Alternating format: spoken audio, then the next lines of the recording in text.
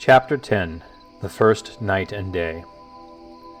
Benny snored on his bedroll as Janae oiled her bow and took count of her arrows. As the group went about their individual business in the camp, Jacen momentarily stepped away from the group to run through his nightly routine of stretching, while Euclidean and Chino prepared a small fire in a copse of trees that blocked most of the campfire from view. Together they prepared a stew that would serve as the camp dinner. Erimus hovered near Hope, who seemed traumatized by the grim battle that had occurred a brief time before. She sat silently staring out at the forest and was periodically shivering. Her father whispered to her and rubbed her lovingly on the arms as he hugged her. She nodded at something he whispered and soon covered herself with a blanket and fell asleep. Erimus continued to hover around her as she slept. Just then, a light wind sprung up, causing the campfire to sputter and spark. The temperature began to drop, and vapor could be seen coming out from each of the travelers' mouth and noses. The normal sounds of the forest night suddenly became quiet.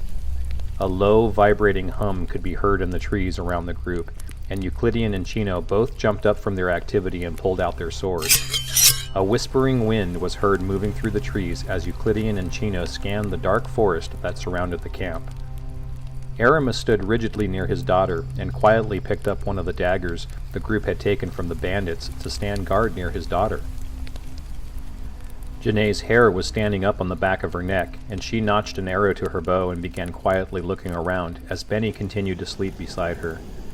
Jacen was not looking at the forest, but held his head in such a way to suggest he was listening for something. The night around them was silent, and all that could be heard was Benny snoring. Suddenly the pack horses began neighing and snorting and violently pulled out from their tie lines and ran off into the forest. Moments later, each horse was heard screaming, which abruptly stopped and was followed by loud, wet, crunching noises.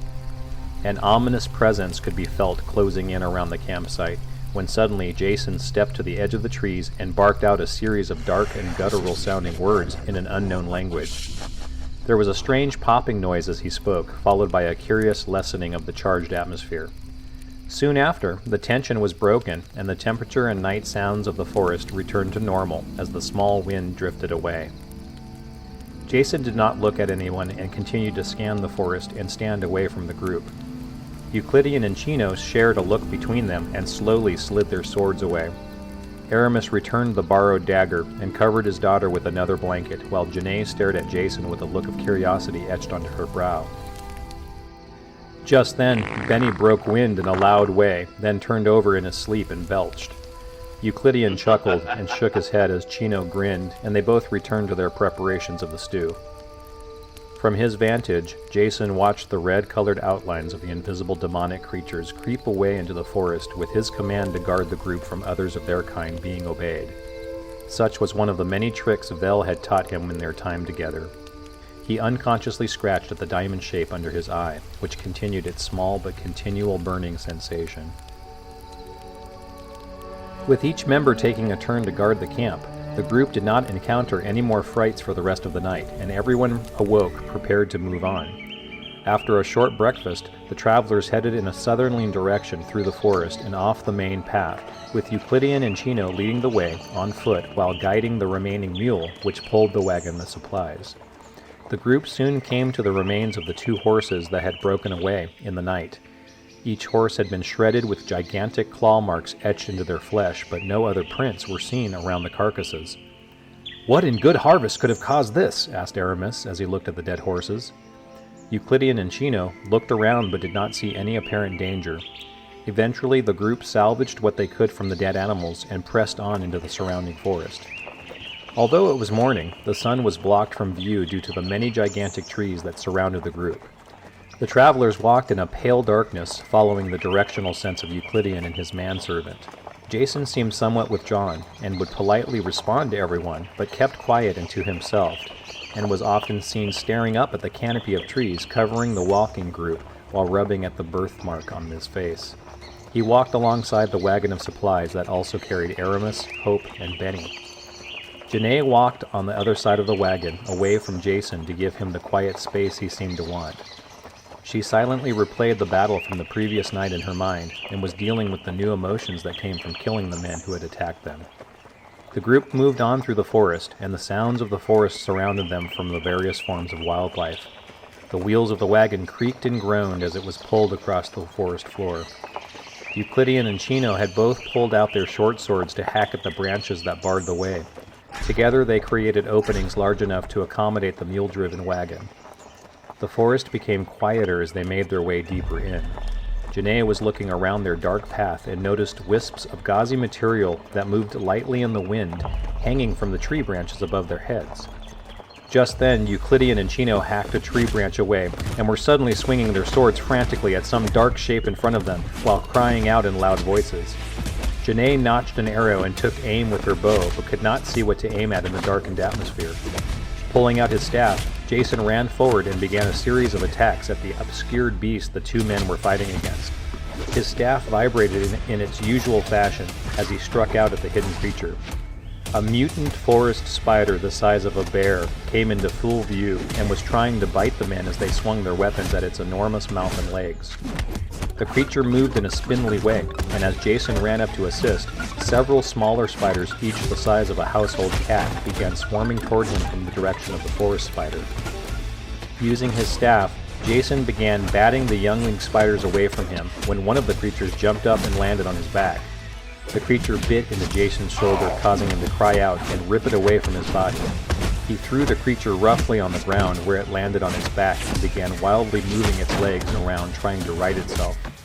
Jacen brought his foot down upon it, crushing through the shell of its body and causing a splatter of green fluid to spray out onto the ground.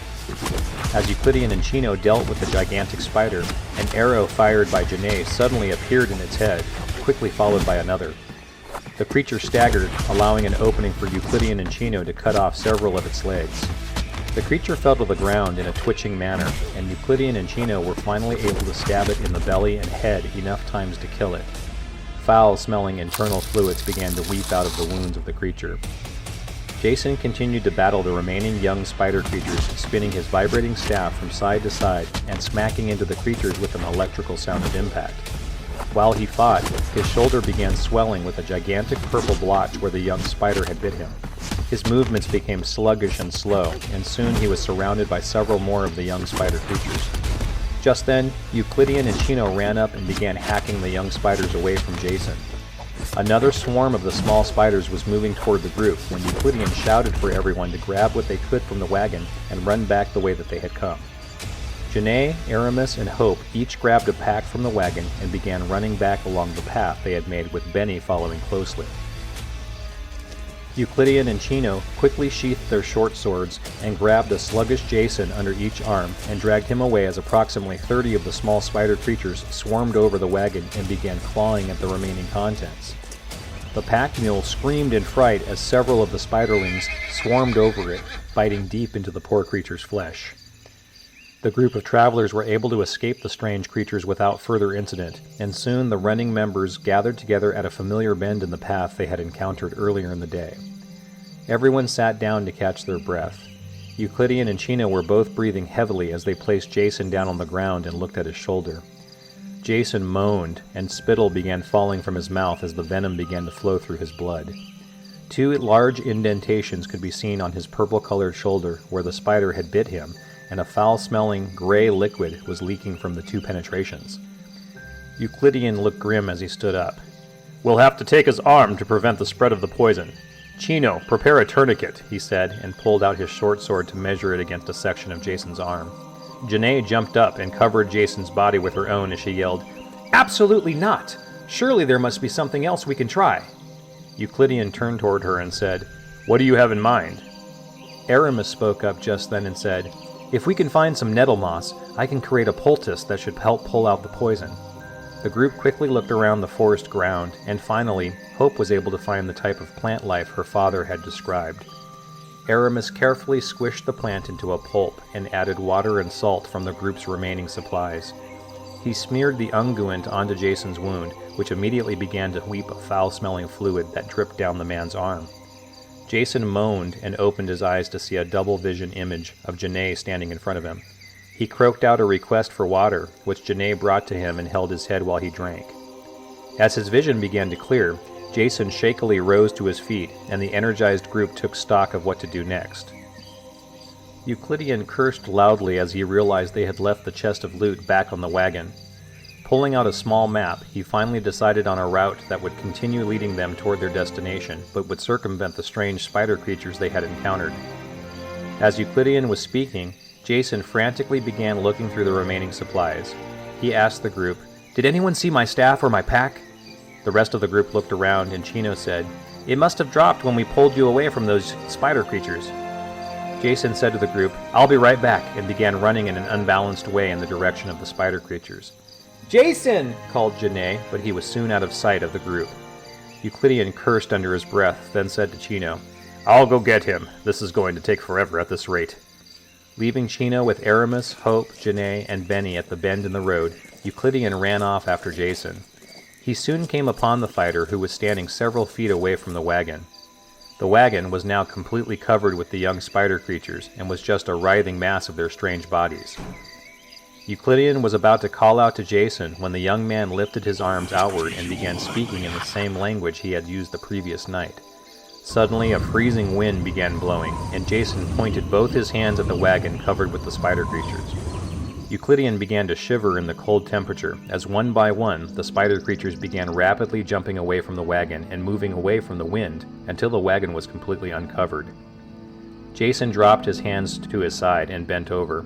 As he rested his hands on his knees, he retched onto the ground in front of him, spilling the contents of his stomach onto the forest floor. Euclidean approached the retching man as the temperature returned to normal and asked, "What in the name of the Dark Lord was that?" Wiping at his mouth, Jacen turned to him and said, "Looks like the wind picked up for a moment there, and lucky for us as those spider creatures didn't seem to care for it." Euclidean stared at Jacen a moment, then shook his head and investigated the cleared wagon. The mule and food sources had all been destroyed, but the rest of the supplies were intact. Jacen found his staff and shoulder bag nearby on the ground and bent down to retrieve his items. Just then, he staggered and almost fell, and Euclidean grabbed him and held him upright. Eventually, Jacen shook his head clear of the effects of the remaining spider poison, and together, the two men grabbed the wagon and pulled it around. With Jacen pushing and Euclidean guiding the vessel, the two men were able to push it back to the waiting group. Chino ran over to help Jacen push the wagon the rest of the way until it was resting next to the group. As Jacen leaned against a tree and shook his head to clear it, Chino asked his master, "How on earth were you able to recover this?" The tall fighter glanced at Jacen, then looked to his manservant and whispered, "There are some unusual qualities about our companion that I'll describe later." Euclidean redistributed the remaining supplies amongst the group into travel packs that could be dropped in a hurry. He also prepared unlit torches for everyone to carry in case they ran into more creatures like the spiderlings they had encountered. It was now early afternoon, and the group set off on foot, following the alternate path that their guide had decided upon. With Euclidean leading the way and Chino bringing up the rear, the group trudged along carrying their wares upon their backs. As they walked, Euclidean made his way over to walk next to Jacen and spoke loud enough so only Jacen could hear him. "I saw you call that wind back at those spiders, and you used that same language at camp last night. Is there something about you I should know?" he asked. Jacen walked along for a moment and then said, "You have nothing to worry about if that's what you mean." Euclidean considered this and then asked, "Why would you feel the need to go back for your weapon?" Jacen thought for a moment, then took out the staff and looked at it. The metallic weapon gleamed in a passing beam of daylight, and the runes along the side of the weapon glinted in a strange way, matching the runes etched into the metallic guard the young man wore upon his left forearm. "It belonged to my master, and has very special meaning to me," he said. Euclidean looked at the staff, then nodded. Just then, Jacen asked, "Do you happen to remember when the last full moon occurred?" Euclidean gave Jacen a curious glance, then said, "About 3 weeks ago, as I reckon." Jacen nodded and said, "That's what I thought too," and moved on to walk closer to Janae. Chino walked over to his master and asked, "Is everything okay?" Euclidean said, "I think so, but our strange companion is definitely a mystery. If I had to guess, I would say he is a magic user, and we will part ways with him just as soon as this job is done. I don't want to be associated with a magic user, as it would jeopardize our reputation." Chino nodded to his master as the tall man moved toward the head of the caravan, then looked over to appraise Jacen, who was visiting with Janae.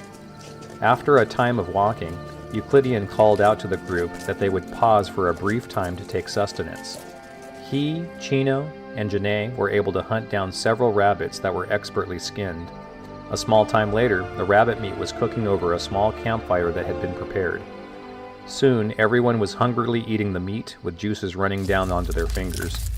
Just as the group was finishing their meal, a scurrying sound was heard in the nearby underbrush of the forest and was moving toward the group.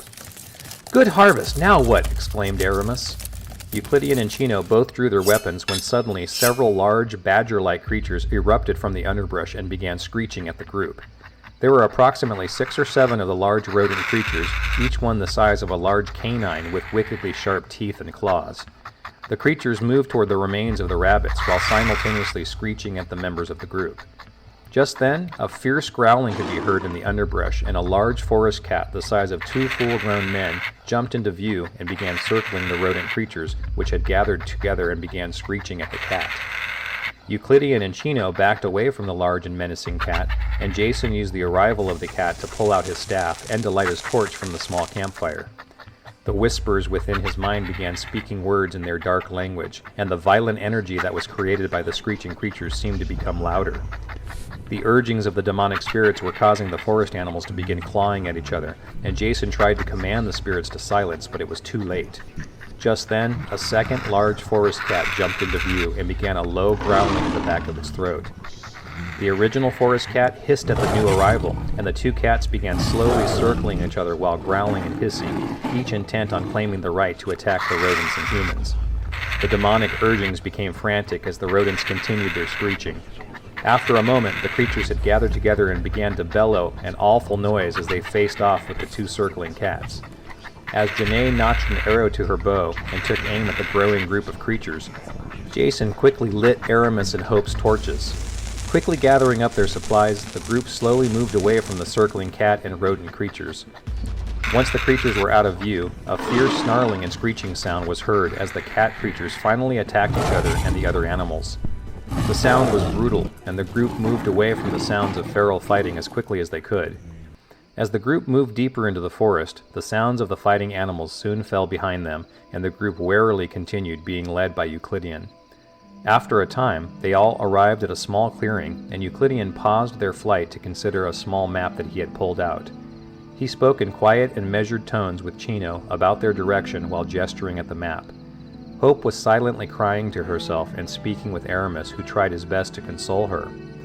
Benny was picking up stones off the ground and was throwing them at a tree. Each time he threw a stone, it would strike the same region of his target.